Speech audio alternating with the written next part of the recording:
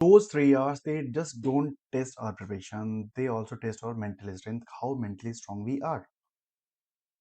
मैं जब एग्ज़ाम दे रहा था, मेरे साथ भी ऐसा ही था कि भाई I was so nervous for the things कि कैसे क्या होएगा। बट एक चीज़ मेरे साथ कन्वीनिएंटली थी कि मैं एग्ज़ाम का पहले से एनालिसिस करके गया था और मेरे को लग रहा था कि हाँ भाई, मेरे को सब कुछ पता है कि कौन-सा क्वेश्चन क्या है, कौन-सा क्वेश्चन क्या है। तो लेट्स कंकर आवर 3 आवर्स कि हम उस 3 घंटे में कैसे क्या करने वाले हैं और how we gonna choose the subject, like कौन से क्वेश्चन्स को पहले करना है। ठीक है?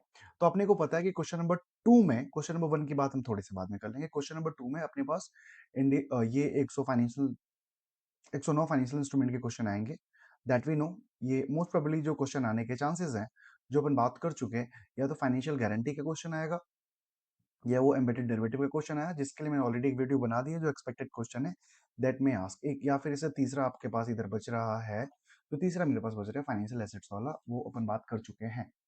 फिर देखो, अब सेकंड में आपके पास ये आने वाला है, दैट इज या तो इंडेक्स 1 का क्वेश्चन मिलेगा, या 34 का क्वेश्चन मिलेगा, या फिर 113 का, या ये क्वेश्चन मिलेगा। फिर अपने को पता है कि इस लास्ट टाइम में थर्ड क्वेश्चन में 19 आ चुका था, तो 19 आने के चांसेस नहीं है। तो फिर इधर से बच रहा है 116 का क्वेश्चन होएगा, या फिर मेरे पास 16 का क्वेश्चन होएगा, यहाँ से ही बन सकता है। फिर इधर से या तो 41 बनेगा, या 102 बनेगा, या 108 बनेगा, जो भी ये सेगमेंट है जैसे ये बस रहा है। 20 भी इंडेक्स 20 भी आपको देखने को मिल सकता है।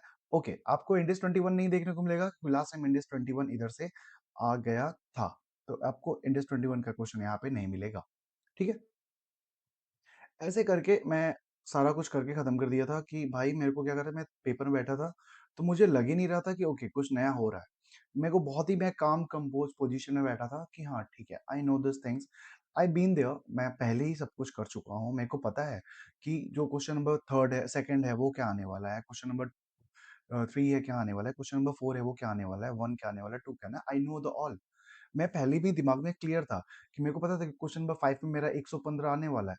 मेरे को पता था कि क्वेश्चन नंबर बी में ये सारी चीज़ें आने वाली हैं, और ऐसे ही अभी तक आया है। ऐसे ही आएगा, मतलब अगर आया जैसे अभी इतने साल से आता रह रहा है, जैसे ट्रेंड पर वैसे ही आया है। ये एनालिसिस अजय सर ने दिया था, और उसके बाद मैं ऐसे ही काम करता गया कि उनके एनालिसिस पे फिर एडजस्ट की, और मैं फिर इसमें क्वेश्चन वाइज़ और एनालिसिस हो गया कि हाँ, किसके कौन क तो मैं मेंटली प्रिपेयर था कि कौन-सा क्वेश्चन कहाँ पे आएगा और कौन-सा क्वेश्चन कहाँ पे करना है। तो जब मैं 3 घंटे 15 मिनट की बात कर रहा हूँ, तो वो 3 घंटे 15 मिनट मास्टरी करना बहुत ज़रूरी है। मैंने क्या किया था, फर्स्ट 15 मिनट में मैंने क्वेश्चन बाइफरकेट किए थे कि भाई मेरे को कौन से क्वेश्चन करने हैं, दैट इज़ और वहाँ पे जो मेरा फ़ोकस था कि मेरे को क्या करना है, पहले जो मेरा फ़ोकस था वहाँ पे कि भाई मेरे को एफआई में जो कुछ मेरे को मोर या लेस दिख रहा है, वो मैं देख लूँगा। मैं सीक्वेंसिंग कर लिया था, तो मैंने पहले क्वेश्चन नंबर फर्स्ट प्रायोरिटी मैंने क्वेश्चन नंबर ये किया था, फिर इसके साथ लगे हाथ ये कर दिया था। फिर ये दोनों वाला बंच मैंने करके, ये भी मेरे टाइम पे ईज़ी आया था, क्योंकि 21 और 109 का क्वेश्चन आया था, 23। तो ये करने के बाद फिर मैं एमसीक्यू पे गया था। एमसीक्यू पे जाने के बाद फिर मैं उधर से आया था, फिर मैं क्वेश्चन नंबर 6 पिक किया था। क्वेश्चन नंबर 6 में मैंने पिक किया था कि एक उसका क्वेश्चन आया था, प्रोफेशनल ड्यूटी एथिक्स, उस वाला। तब अकाउंटिंग एंड टेक्नोलॉजी आई थी, तो प्रोफेशनल एथिक्स के ड्यूटी के ज़्यादा चांसेस हैं, तो मैंने एक ये वाला क्वेश्चन किया था, और मेरा 36 ईज़ी आया था, मैं 36 कर लिया था, इधर से 8 कर लिया था। अच्छा, बात बच फिर मेरे पास क्या क्वेश्चन बचा है, मेरे पास जो क्वेश्चन बचा था, इन दोनों में से 4-5 में से आई डोंट रिमेंबर एग्ज़ैक्टली 4 मेरे पास क्वेश्चन बचा था कि मेरे को 4 और 5 में से 1 करना है, और बाकी मेरे पास क्वेश्चन नंबर 1 बचा था। तो जब क्वेश्चन नंबर 1 बचा था, तो मेरे को पता है कि भाई मेरे को क्वेश्चन नंबर 1 में 100, तब लास्ट टाइम सीएफएस आया था। ओके, ये बहुत बार से पहले होता था कि सीएफएस में ऐसा करते थे। सीएफएस और बिज़नेस कॉम्बिनेशन में कुछ पूछते थे, अभी कुछ और पूछते हैं। मतलब ये रिपिटिटिवली अब सीएफएस पूछ रहे हैं। और last to last time step of acquisition का बिजनेस कॉम्बिनेशन का क्वेश्चन आया था। मैंने कुछ क्वेश्चन निकाले हैं आपके 103 और 1010 वाले, कि 103 में 1010 में, मतलब ये तो देखो पहली बात क्या है कि फर्स्ट क्वेश्चन का सीन क्या है कि इट्स डिपेंड ऑन कि अगर फर्स्ट क्वेश्चन भी इजी आ गया तो पूरा पेपर ही इजी हो जाएगा। ओके, और एक बात बताओ यार, इजी टफ क्या होता है? मैंने भाई इतने दिनों से मैं इसीलिए पढ़ रहा हूँ क्या कि मैं उनका वेट करूँ कि वो इजी देंगे कि टफ देंगे? नहीं भाई, मैं ईजी टफ के लिए नहीं बैठा हूँ। मेरे को पता है कि जो मैं पढ़ के आया हूँ, एग्ज़ाम में आएगा, मैं इसको डिलीवर करूँगा, दैट्स इट। ईजी टफ क्या होता है? रिज़ल्ट आना है 10 से 12% और मैं उस 10-12% में लाइक कर रहा हूँ। ईजी टफ का कोई कॉन्सेप्ट ही नहीं है। कुछ ईज़ी होगा, कुछ टफ होगा, कुछ कुछ थोड़ा-सा कॉम्प्लेक्स होगा। मैं फिर पहले इसकी बात कर लेते हैं, फिर I will come to you कि मतलब वो मैं अपने दिमाग को हाउ आई काम माय माइंड। यहाँ पे जो क्वेश्चन 103 के क्वेश्चन बन रहे हैं, जो मतलब ऐसे क्वेश्चन है कि जो आपको आने चाहिए, पता चला सेम बुक का क्वेश्चन उठ के आ गया और आप नहीं कर रहे हो, किसी ने और कर दिया तो आपको बुरा लगेगा। तो एक ऑयल गैस वाला क्वेश्चन है, जो जॉइंट ऑपरेशन का क्वेश्चन है, बस वो इसमें पड़ा है, जिसमें वो एक्स वाई जेड होते हैं और वो कोई अपना शेयर है, वो जॉइंट ऑपरेशन का क्वेश्चन है, बट इसको हम 103 की तरह सॉल्व करते हैं कि वो अपना शेयर किसी को उठा के बेच रहा है, फिर वहां पे बिजनेस कॉम्बिनेशन के सारे स्टेप्स लगते हैं, वो वाला क्वेश्चन आपको आना चाहिए। फिर आपके पास एक मिनी मैक्सी लिमिटेड वाला क्वेश्चन है। मिनी मैक्सी लिमिटेड वाला क्वेश्चन भाई प्लीज आप कर देना अच्छे से। मिनी मैक्सी बहुत दिन से नहीं आया, पहले इनका इंस्टीट्यूट का फेवरेट क्वेश्चन हुआ करता था, अभी तो ये नए क्वेश्चन बना रहे हैं, बट मैं ये क्वेश्चन की बात कर रहा हूँ, अगर इधर से आया तो। ओके। और आपको भाई वो जो रिवर्स एक्विजिशन में आप देखोगे मेरे पास दोनों मेथड के हैं। एक मेरे पास रिवर्स एक्विजिशन में पेमेंट मेथड के भी क्वेश्चन है, और मेरे पास रिवर्स एक्विजिशन में नेट एसेट्स वाला भी क्वेश्चन है।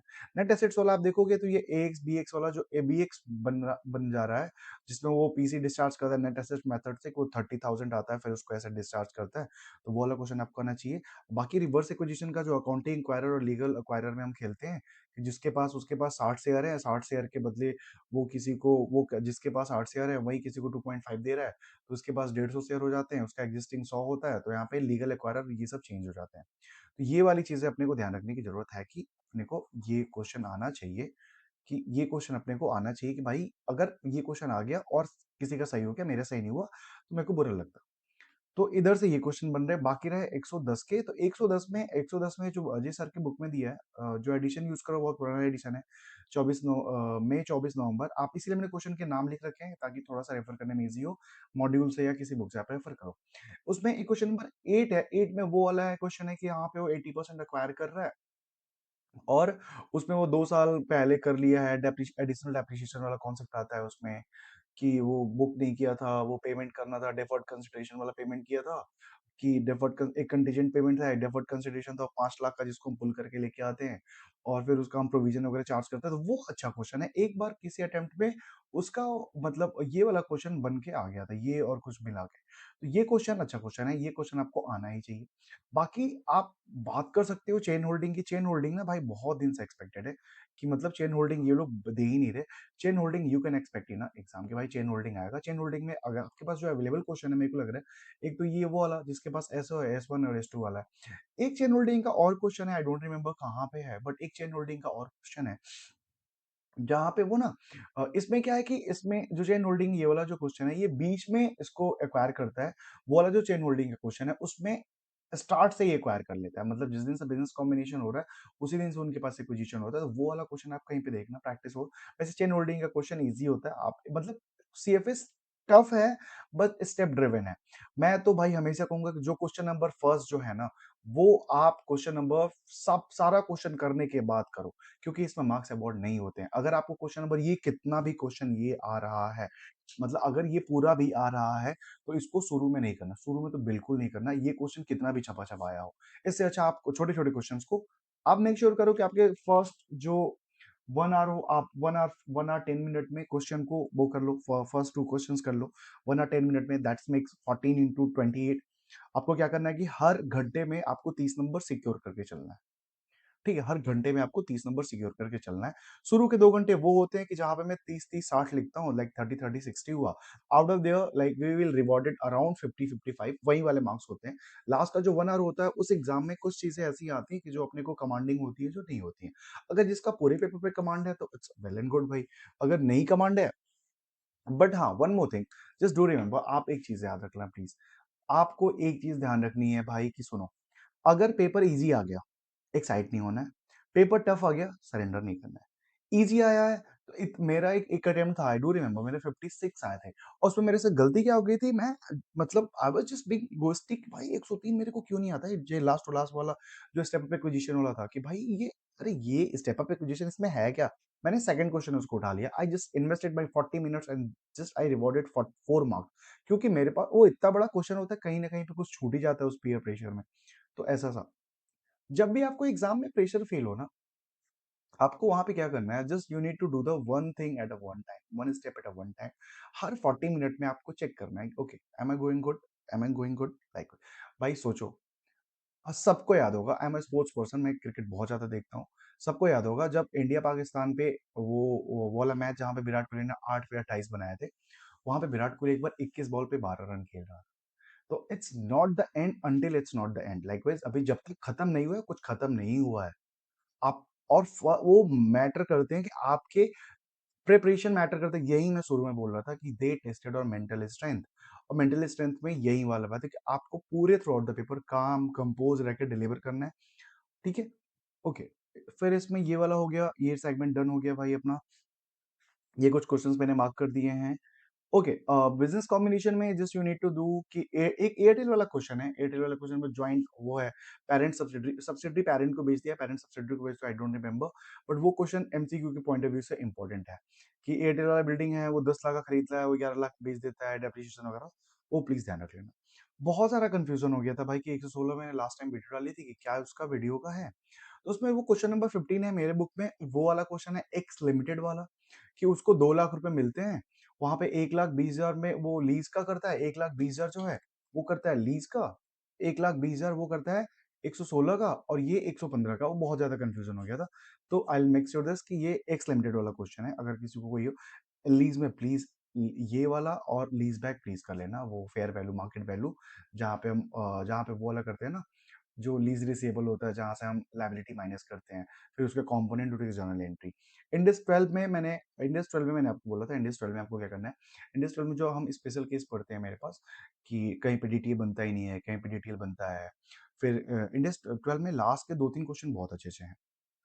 इंडिविजुअल छोटा-छोटा है तो वहाँ पे मैं मार्क आपको नहीं दे सकता कि कौन-कौन से करने हैं, बट स्पेशल केस आपको बहुत अच्छे से आने चाहिए, क्योंकि इंडिस 12 बहुत फ्रीक्वेंटली पूछा जाता है, तो दे हैव ऑप्शन कि वो एमसीक्यू में 1-2 टेस्ट कर लें। मतलब पूछने लायक तो है। ओके, तो आप ये ध्यान करके चलते हैं। बाकी को क्या-क्या इम्पोर्टेंट है वो सब अपन ऑलरेडी लास्ट वीडियो में डिस्कस कर चुके हैं। मेरे को अभी कोई था मेंटरशिप में मैं बैठा था, तो वो मुझे ये 105 में ये वाला क्वेश्चन मुझे बहुत इम्पोर्टेंट दिखा। ये इंडेक्स जो अपना ये वाला है ना, इंडेक्स 105, ये एस लिमिटेड वाला, जिसके पीएनएल में ये वाला आता है कि उसने एस लिमिटेड ने मशीनरी खरीदी, फिर वो शुरू 2-3 साल चलता है, फिर बाद में रिक्लासिफाइड हो गया। तो ये वाला क्वेश्चन अपने को इम्पोर्टेंट दिख रहा है। भाई एक चीज़ और बताओ यार, मेरे से गलती हो गई थी कि मैं क्या किया था, जब फर्स्ट वीडियो थी वो मैंने डाली थी, वो भाई मैंने उसको गलती से इंडेक्स 29 लिख दिया था। सब उत्पात मचा दिए भाई, अपने को पता है, क्योंकि मेरे पास ये इंटर की मेंटरशिप होती है, तो मैं इंडेक्स 29, वो मेरा क्या है, वो मेरा है इंडेक्स 37। मैंने सबको कमेंट करके पर्सनली वैसे क्लियर भी कर दिया था, बट यहाँ भी क्लियर हो गया। ठीक। ओके। मैंने थोड़े से फर्स्ट करके आई डू वन थिंग, मैं कोशिश कर रहा था कि कुछ कुछ like how can I help you, और मैं जो किया था, ओके, मैंने आपके लिए रेट्स निकाल दिए हैं, रेट्स को कैसे क्या करना है।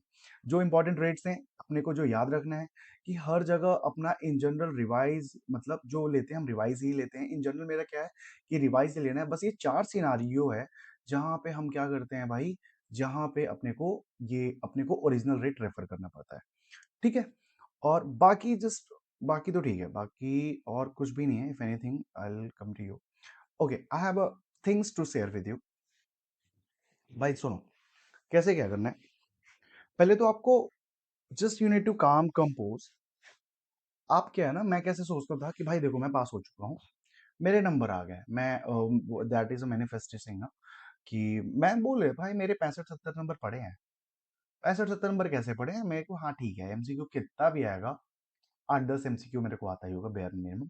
Out of the 70 I can easily pull 40 के प्लस, 40 से ऊपर तो मेरे बन जाएंगे। और मैंने that's how I think so. आपको मेंटली काम कंपोज रहना है, राइट। वन थिंग, मैं फिर से बोल रहा हूँ, one thing at a one time. आपको रश नहीं करना है, बिल्कुल रश नहीं करना है। इजी है तो भी, टफ है तो भी। पूरा जो 3 घंटे है, आपको पूरे फाइट करने हैं, पूरा 3 घंटे फाइट करना है।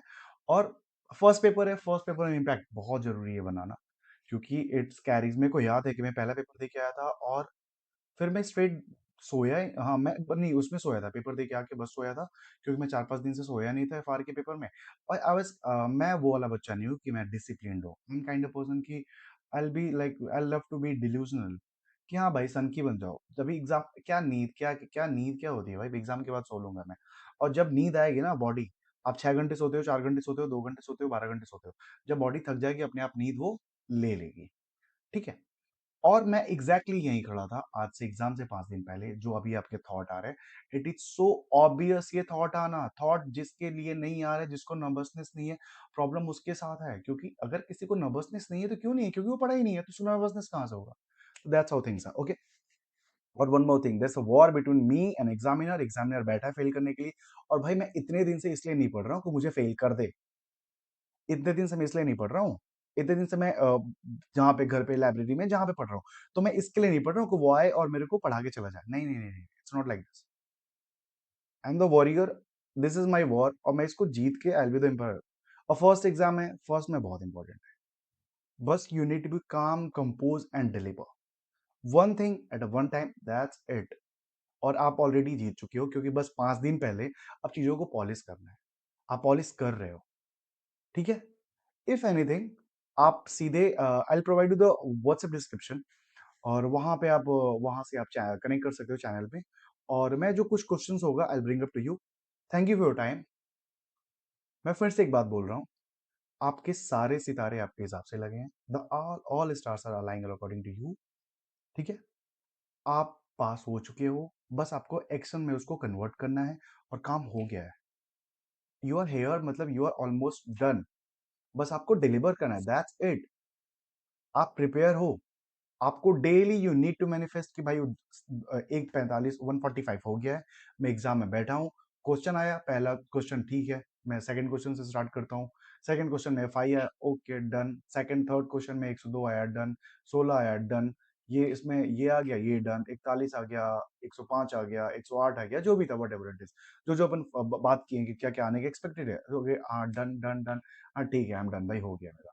इधर एमसीक्यू में 8-10 एमसीक्यू देखते ही बन गया। बिजनेस कॉम्बिनेशन का एमसीक्यू है, कुछ पीई का, पीपीई का क्वेश्चन है, एक पीई का क्वेश्चन है, एक इधर का एक ग्रांट का क्वेश्चन है, या फिर उधर से एक वो इंटेंजिबल का, tangible, जो भी है व्हाटएवर इट इज। हाँ ठीक है, मतलब आपको क्या करना है कि आपको एक डेली 2-4 मिनट में ना एग्जाम में जीना है, लाइक कि वहां बैठ के आपको कंफर्टेबल लगे। बस आज अभी के लिए यही ज्ञान है, और आपका टाइम मैं सॉरी थोड़ा ज्यादा ले लिया ज्ञान के चक्कर में। If anything I bring up to you. Thank you for your valuable time, और कर रहे हैं, हो जाएगा। Just calm, compose and deliver. Har Har Mahadev. Thank you.